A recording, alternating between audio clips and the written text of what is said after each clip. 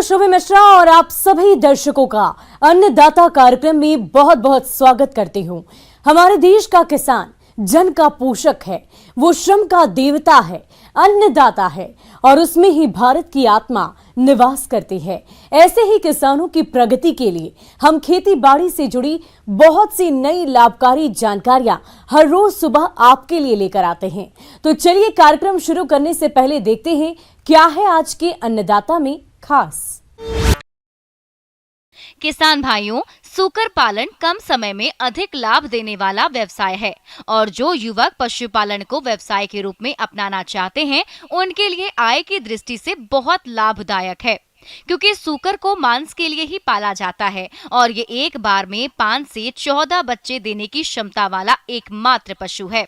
इस कारण से रोजगार की दृष्टि से ये पशु बहुत अच्छा होता है। तो आप कैसे करें सूकर पालन, इसकी जानकारी लेते हैं नानाजी देशमुख पशु चिकित्सा विज्ञान विश्वविद्यालय जबलपुर के डॉक्टर प्रदीप कुमार से।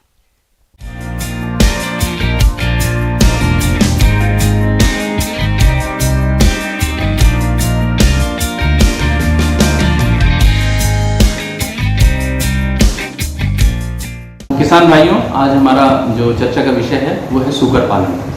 तो सूकर पालन में हम सिलसिलेवार चर्चा करेंगे। जैसे सबसे पहले हम चर्चा करेंगे कि अगर हमें सूकर पालन की तरफ चलना है तो हमें किन किन चीज़ों की ज़रूरत पड़ेगी। तो जैसे सबसे पहले हमको क्या है, एक अच्छे शेड का निर्माण करना पड़ता है और वो शेड ऐसा होना चाहिए कि जिसमें आप पिगलेट भी रख सकें और जिसमें आप मादा भी रख सकें, जिसमें आप कुछ नर भी रख सकें, क्योंकि आपको नर, मादा, पिगलेट और फिर ग्रोवर, बीच में एक स्टेज आती है ग्रोवर, उनको भी रखने की व्यवस्था करनी पड़ती है। तो आपको अपना शेड उसी हिसाब से बनाना है ताकि शेड में पर्याप्त जगह हो। शेड में फिर आपके चारों तरफ से रोशनी आ सके। शेड में फिर जैसे वातावरण जो है, बाहर से हवा अंदर आ सके, अंदर से बाहर जा सके, नहीं तो शेड जो है सफोकेटिंग हो जाता है। फिर बिजली की पर्याप्त वहाँ पे सप्लाई हो, पानी का सप्लाई इतना अच्छा हो कि हर शेड में आपके पानी उपलब्ध हो सके। किसान सूकर पालन की शुरुआत करते हैं तो उनके लिए फायदे का सौदा हो सकता है। सूकर पालन कोई भी किसान कर सकता है और इसके लिए सरकार द्वारा भी सहायता प्रदान की जाती है। इसके मांस में प्रोटीन होने की वजह से इसके मांस की मांग अधिक है। मादा सूकर एक बार में 10 से 12 बच्चों को जन्म देती है और इस व्यवसाय में इनके रहने के स्थान और अन्य सामग्री पर कम निवेश की आवश्यकता होती है। देश में सूकर की काफी प्रजातियां हैं, लेकिन मुख्य रूप से लार्ज व्हाइट यॉर्कशायर, लैंड्रेस, हल्का सफेद यॉर्कशायर, हैम्पशायर, ड्यूक इंडिजीनियस और घंघरू, साथ ही झारसूक आदि अधिक प्रचलित हैं। जानवर रख लिए, उसके बाद फिर आपको ये लगता है कि अब इसको खिलाने की समस्या, दाने की, चारे की, ये सारी समस्याएं जो आती हैं, तो उसमें जो सबसे ज़्यादा ज़रूरी है वो ये है कि हमें उसको जो है न्यूट्रिशियस आहार देना चाहिए और उस आहार के लिए वो चीज़ें चुननी चाहिए जो आसपास आपके अवेलेबल है। रेडीमेड फीड भी आते हैं, लेकिन रेडीमेड फीड थोड़ा सा आपको महंगे पड़ेंगे, इसलिए आपको फॉर्मुलेशन करने में, जैसे फॉर्मुलेशन करना है तो मक्के को आप 40% रखें और 20% राइस पॉलिश रखें, 20% राइस ब्रान रखें और जीएनसी लगभग 18 से 20% रखें और उसी बीच में 1-2% आप सॉल्ट या मिनरल मिक्सचर मिला सकते हैं। उसमें मिला करके आप अपने राशन का फॉर्मुलेशन कर सकते हैं। ये एक स्टैंडर्ड सा राशन है जिसको हम लगभग सभी जानवरों में दे सकते हैं और उनसे आपको अच्छी ग्रोथ मिलेगी। आसपास के होटल या रेस्टोरेंट से अनुबंध करना चाहिए, उनसे बात करके रखनी चाहिए और उनसे बात करने के बाद हमको कुछ जो है वहाँ से वेस्ट मटीरियल, जैसे होटल चल रहे हैं तो वहाँ पता चला आधा ड्रम, 1 ड्रम वेस्ट निकल आता है 1-2 दिन में। फिर इसी तरह रेस्टोरेंट चल रहे हैं या आर्मी की मेस है या कुछ यूनिवर्सिटीज़ हैं, कॉलेजेस हैं, उनकी मेस है, तो ये सभी जगह मेस में हमें बात करके रखनी चाहिए, एक उनसे अनुबंध करके रखना चाहिए। आपको 2 से 3 ड्रम आपको माल वो रेगुलर सप्लाई कर देते हैं। इस तरह की चीज़ें, या फिर मान लीजिए सब्जी मंडी आसपास है तो वहाँ से आप कलेक्शन कर सकते हैं, बहुत सारा वेस्ट सब्जी मंडी से। इन सारी चीज़ों को अगर आप कलेक्ट करके अपने फार्म पर लेकर आते हैं तो आपका जो राशन का कॉस्ट है वो आधा हो जाएगा। तो आधा मटीरियल, 50% मटीरियल अगर आप इस तरह से कलेक्शन करके खिला देते हैं तो आप देखेंगे कि आपके मुनाफे में बहुत बड़ा इजाफा मिलेगा। और अपना थोड़ा सा फार्म पर सबसे ज़रूरी है वो ये है कि साफ़ सफाई रखें ताकि कोई भी इस तरह की बीमारी अगर आसपास भी फैल रही है या इधर से आ रही है तो एक पशु से दूसरे पशु में ना जाए।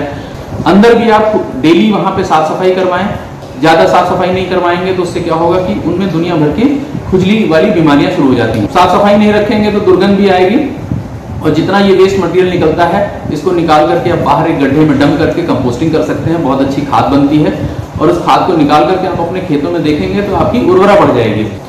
फिर तीसरी चीज़ ये आती है कि हमें बीमारियों की रोकथाम। बीमारियों की रोकथाम का मतलब है कि हम कोई बीमारी होने ही ना दें, क्योंकि बीमारी होने के बाद उसको कंट्रोल करना बहुत मुश्किल हो जाता है।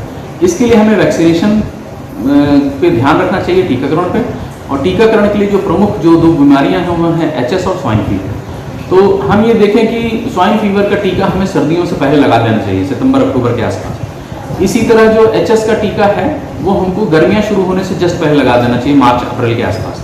तो ये 2 बीमारियां प्रमुखता से यहाँ पर एपिडेमिक की तरह हैं, एंडेमिक की तरह हैं, और ये फैलती हैं आसपास के फार्मों में।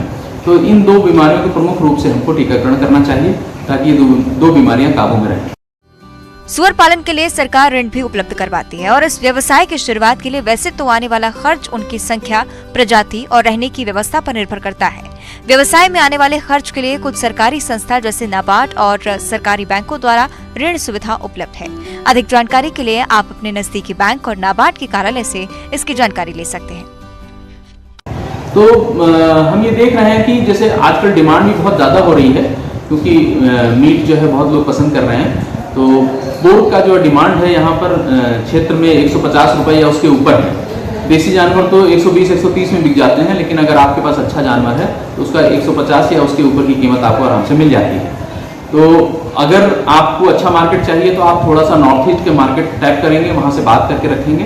तो नॉर्थ ईस्ट के मार्केट में आप यहाँ से गाड़ियों से भेज सकते हैं, वहाँ आपको 300-400 रुपये किलो पोर्क बिकता है। तो देखेंगे कि वनस्पति यहाँ बेचने के वहाँ आपको बहुत फायदा मिलेगा अगर आप नॉर्थ ईस्ट के मार्केट को कवर कर पा रहे हैं। तो इस तरह से अगर हम देखें तो सुकर पालन में बहुत अच्छा मुनाफा कमाया जा सकता है। मार्केटिंग को आप अच्छे से टैकल कर लें, उसकी फीडिंग को अच्छे से टैकल कर लें और बीमारियों को टैकल कर लें। किसान भाइयों, अब लेते हैं एक छोटा सा ब्रेक, और ब्रेक के बाद आप सभी दर्शकों का अन्नदाता में एक बार फिर से स्वागत है। धान खरीफ मौसम की प्रमुख खाद्यान्न फसल है, जिसकी खेती छत्तीसगढ़ और मध्य प्रदेश राज्य में बहुत बड़े क्षेत्रफल पर की जाती है और अभी इस फसल की कटाई का समय चल रहा है। तो आप धान की फसल से अच्छा बाजार भाव लेने के लिए सही परिपक्वता की पहचान कर कटाई, गहाई और भंडारण के समय कौन कौन सी जरूरी बातों का ध्यान रखें, इसकी समस्त जानकारी के लिए हम आपकी मुलाकात करवाते हैं कृषि वैज्ञानिक डॉक्टर महेश कुमार से। कि धान की कटाई कैसे किया जाए, क्योंकि धान की फसल जब बालियां सुनहली कलर के हो जाती हैं और बालियों में जो दाने जो है हमें अगर नमी देखा जाए तो 18 से 20% मॉइस्चर होता है, उस समय हम धान की कटाई का उपयुक्त समय मानते हैं। किसान भाइयों, धान की कटाई उचित नमी और सही समय पर ही करनी चाहिए। जब धान की 85% बालियां सुनहरी हो जाएं और दानों में नमी का प्रतिशत 20 से 25% हो जाए, इसके अलावा दाने को मुंह में दबाने पर कट की आवाज आए तो समझ लेना चाहिए कि फसल कटाई योग्य तैयार है। किसान भाइयों, फसल की कटाई के 10 से 15 दिन पहले खेत से पानी निकाल दें और इसके बाद कटाई करें।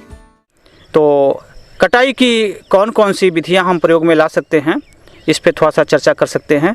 जैसा कि जहां हमारे पास पर्याप्त मात्रा में मानव उपलब्ध हैं तो हम मैनुअल जो है कटाई हसिया से कर सकते हैं, और उसके बाद हमारे पास दूसरा विधि है पावर टिलर ड्रान या ट्रैक्टर ड्रान, रीपर का भी प्रयोग कर सकते हैं। रीपर से क्या होता है कि आपका धान की कटाई कर देता है और उसको बंडल ही बना देता है छोटा छोटा, जिसको बाद में हम कलेक्ट करके उसकी मैनुअल थ्रेशिंग कर लेते हैं। तीसरा है कंबाइन हार्वेस्टर। इसमें जो है थोड़ा महंगा हार्वेस्टर आता है जिसको सामुदायिक बेसिस पर ख़रीदा जा सकता है, और हार्वेस्टर से सुगमतापूर्वक बहुत ज़्यादा एरिया में एक दिन में 8 घंटे अगर हार्वेस्टर चलाते हैं तो हम 8 से 10 हेक्टेयर तक का आराम से कटाई एवं थ्रेशिंग दोनों एक साथ कर सकते हैं। इसमें वो कटाई तो करता ही है, साथ ही साथ दानों को भी एक जगह एकत्र कर लेता है, जिसको बोरे में हम पैक कर सकते हैं और उसके बाद सुखाने के लिए उसको छोड़ देते हैं। फिर फाइनल सुखाने के बाद हम धान के बीज को सफाई करके रख लेते हैं। मजदूरों द्वारा हंसिया से कटाई भी की जाती है। कटाई के बाद फसल को खलिहान में सूखने के लिए रखें, क्योंकि अगर कटाई के समय दानों में नमी ज्यादा होगी तो फफूंद लगने, कीड़े लगने और दाने के अंकुरण होने की समस्या ज्यादा हो जाती है। हंसिया द्वारा कटाई करने पर फसल को नुकसान काफी कम होता है और धान का पुआल भी अधिक मात्रा में मिलता है, परंतु हंसिया से कटाई काफी धीमी गति से होती है, जिससे कटाई पर आने वाला खर्च अधिक हो जाता है। किसान भाइयों, मड़ाई का काम मजदूरों द्वारा, पशु द्वारा और शक्ति चलित यंत्रों द्वारा कर सकते हैं। अब बात आती है धान की गहाई कैसे करें। जनरली धान जब हम कटाई करते हैं तो हम देखते हैं कि इसमें धान की बालियों में और जो दाने हैं इसमें नमी 18 से 20% तक रहती है तथा धान का पौधा भी कुछ हरा पर रहता है। तो कटाई करने के बाद हम इसको खेत में कोशिश करना चाहिए कि जब हम मैनुअल कटाई करते हैं, लेबर द्वारा कटाई करते हैं तो या रीपर द्वारा कटाई करते हैं तो भी हम खेत में इसको 1 से 2 दिन अगर छोड़ देते हैं तो थोड़ा सा फसल जो है अच्छे से सूख जाता है धूप में। उसके बाद हम इसकी बंडल बनाकर एक जगह कलेक्ट करके और इसका चाहे पैडी थ्रेशर के माध्यम से या उसको किसी पत्थर वाले ज़मीन पर या चौकी पर पीट करके भी दानों को अलग कर सकते हैं। इस तरह से हम दानों को अलग कर लेते हैं। उसके बाद भी दानों में पर्याप्त मात्रा में नमी रहता है तो उसको 2 से 3 दिन धूप में अगर सुखा दिया जाए तो नमी जो है 12 से 13% तक आ जाता है। मड़ाई के बाद धान के बीजों के साथ भूसा, धूल के कण और पुआल के टुकड़े रह जाते हैं, जिसकी ओसाई पंखे की सहायता से या तेज हवा चल रही हो तो उससे भी कर सकते हैं। किसान भाइयों, धान के भंडारण से पहले दानों में नमी की मात्रा 10 से 12% से अधिक नहीं होनी चाहिए, अन्यथा भंडारण के दौरान भी फफूंद लगने, कीड़े लगने या दाने के अंकुरण होने की समस्या हो सकती है। तो भंडारण करते समय हमें पहला ये मुख्य रूप से ध्यान देने की ज़रूरत है कि भंडारण करते समय हम जो बोरे को हम बोरे में रखें, बोरे को सील कर दें। सील करने के बाद हम जब भी भंडारण करें दीवार से सट करके न रखें। भंडारण के लिए सूखा और हवा रहित स्थान को चुनें और अच्छी तरह से सफाई करके गोदाम को कीट रहित रखें। अनाज को जिन बोरों में भरकर रखना है उन्हें भी अच्छी तरह से उपचारित कर लें या नए जूट या प्लास्टिक के बोरों का प्रयोग करें। भंडारण गृह में बोरों की छलियां दीवार से 3 फीट की दूरी पर लगाएं और बोरों को जमीन पर प्लास्टिक बिछाकर या लकड़ी के गत्तों पर रखें, जिससे आपका अनाज कई दिनों तक सुरक्षित बना रहेगा। तो इन सभी बातों का ध्यान रखते हुए हमें भंडारित करना चाहिए, जिससे कि हमारा अनाज सुरक्षित रहे। आगे और भी है खेती बाड़ी से जुड़ी बहुत सी रोचक जानकारियां। कहीं नहीं जाइएगा, रुकेंगे एक छोटे से ब्रेक के लिए। ब्रेक के बाद एक बार फिर से आप सभी दर्शकों का अन्नदाता कार्यक्रम में स्वागत है। मौसम विभाग की रिपोर्ट पर साप्ताहिक कृषि सलाह कुछ इस प्रकार है। ग्रामीण कृषि मौसम सेवा, भारत मौसम विज्ञान विभाग, जवाहरलाल नेहरू कृषि विश्वविद्यालय जबलपुर द्वारा भेजे गए मौसम पूर्वानुमान रिपोर्ट के आधार पर जिला दमोह और इससे लगे जिलों के किसान भाइयों को सलाह दी जाती है कि आगामी 3 दिनों के दौरान मौसम शुष्क रहने की संभावना है। अधिकतम तापमान 33 से 34 डिग्री सेल्सियस और न्यूनतम तापमान 15 से 16 डिग्री सेंटीग्रेड रहने की संभावना है। अधिकतम सापेक्षिक आर्द्रता 48 से 56% और न्यूनतम सापेक्षिक आर्द्रता 34 से 37% रहने की संभावना है। आने वाले दिनों में हवा की दिशा दक्षिण पश्चिम से दक्षिण पूर्व दिशा से चलने की संभावना है और हवा की गति 5 से 6 किलोमीटर प्रति घंटे की गति से चलने की संभावना है। ऐसे में इन क्षेत्रों के किसान भाइयों को सलाह दी जाती है कि मौसम खुला रहने की संभावना को देखते हुए किसान भाइयों को सलाह दी जाती है कि पके हुए धान की फसल में कटाई का कार्य प्रारंभ करें। हरी पत्ती वाली सब्जियों जैसे पालक, धनिया, मेथी इत्यादि फसलों की बुआई करने के लिए सही समय है। किसानों को सलाह दी जाती है कि पके हुए धान की फसल को काट लें और धान की फसल की कटाई के बाद सरसों और चना की बुआई कर सकते हैं। गेहूं के बीज को उपचारित करने के लिए कार्बोक्सिन 75 WP या कार्बेंडाजिम 50 WP फफूंदनाशक की 2 से 2.5 ग्राम मात्रा से प्रति किलोग्राम बीज को उपचारित करें। गेहूं के खेत में दीमक के नियंत्रण के लिए फिप्रोनिल 0.3 GR की 5 किलोग्राम मात्रा प्रति एकड़ की दर से छिड़काव करें। सीमित सिंचाई होने पर गेहूं की उन्नत किस्मों में JW 3382 एवं JW 3386 का चयन करें। तापमान न गिरने की दशा में गेहूं की अधिक उत्पादन वाली किस्मों में HI 1544 और गेहूं की सिंचित किस्मों जैसे JW 322, JW 366, MP 1106, MP 1142, MP 3211, Pusa Tejas और पूसा अनमोल की बुआई करने की सलाह दी जाती है। चने के जिन खेतों में उकठा रोग एवं कलर रट बीमारी का प्रकोप प्रति वर्ष होता है, वहां चने के स्थान पर अदलहनी फसलों की बुआई करें, अर्थात फसल चक्र अपनाएं। चने की फसल की कतार में बुआई करें एवं कतार से कतार की दूरी 30 सेंटीमीटर रखें। बुआई के लिए बताई जा रही इन किस्मों का चयन कर सकते हैं, जैसे JG 12, JG 16, JG 36, JG 63, JG 130 और JG 122 इत्यादि। वर्तमान तापक्रम आलू की बुआई के लिए अनुकूल है, अतः किसान भाई सिंचाई के साधन उपलब्ध होने पर सोयाबीन की कटाई के पश्चात आलू की बुआई करें। टमाटर की फसल को लीफ ब्लाइट यानी झुलसा रोग से बचाने के लिए मैंकोजेब 2.5 ग्राम प्रति लीटर पानी के हिसाब से घोलकर उपयोग करें।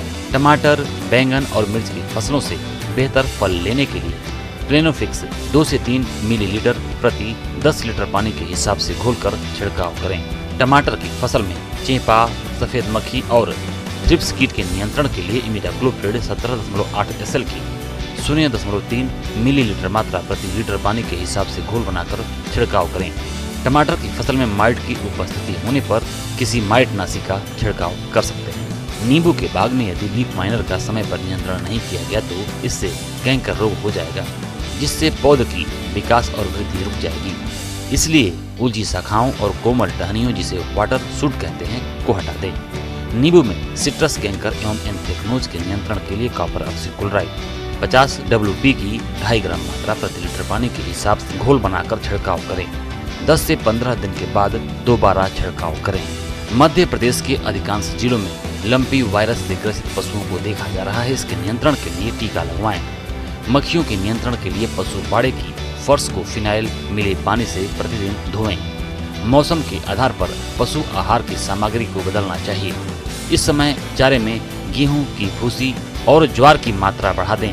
यदि खुरपका, मुंहपका, लंगड़ी, गलघोटू आदि रोगों का टीकाकरण नहीं करवाया हो तो वे इस माह अवश्य अपने मवेशियों को टीका लगवा लें। पशुपालक किसान भाइयों को सलाह दी जाती है कि पशु का स्वास्थ्य कार्ड बनवाएं। अधिक जानकारी के लिए पशुपालन अधिकारी से संपर्क करें। मछली पालन में पानी के पैरामीटर के आधार पर कम से कम महीने में एक बार पानी की गुणवत्ता का विश्लेषण करें। अधिक भोजन देने से बचें। बायोमास के आधार पर भोजन उपलब्ध कराएं। 5 दिनों के लिए OTC 100 mg प्रति किलोग्राम पैलेट यानी गोली का प्रयोग करें। मुर्गियों में प्रतिरक्षा बढ़ाने और जलवायु तनाव को कम करने के लिए विटामिन जैसे विमिरल का उपयोग करें।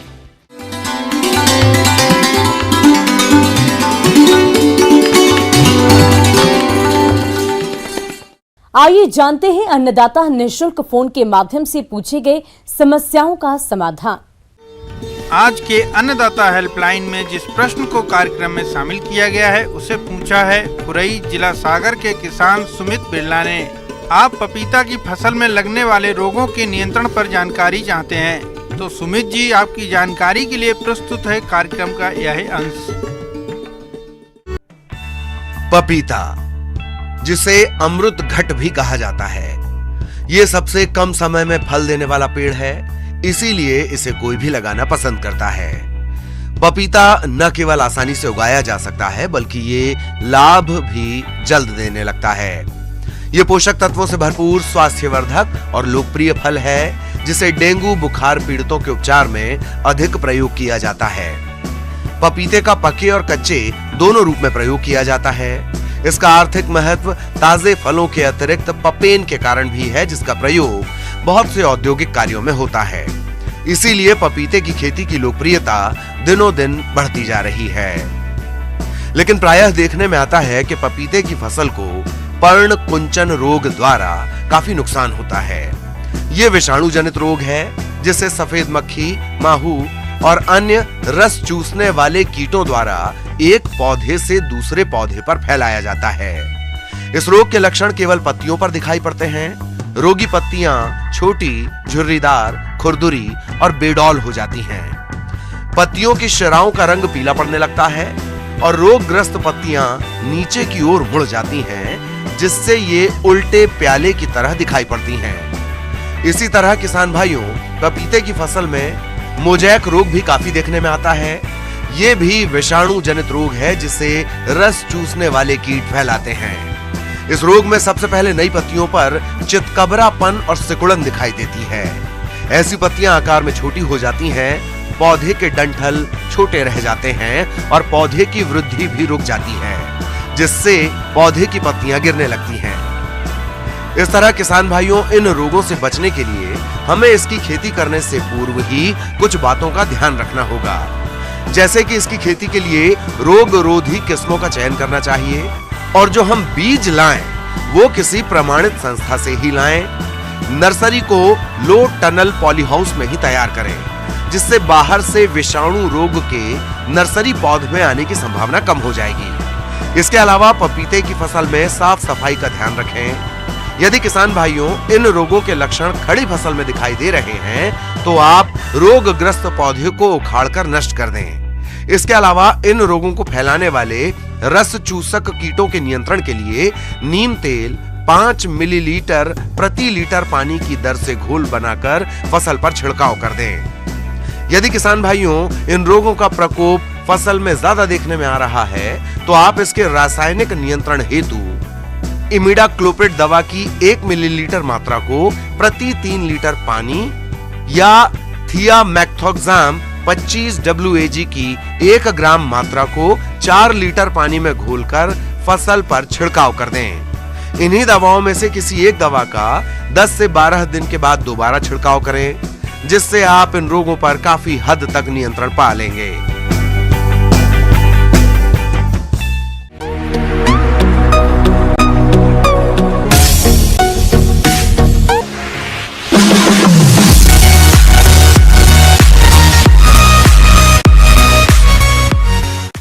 और एक नजर डालते हैं राज्य की कुछ मंडियों के प्रमुख फसलों के बाजार भाव पर।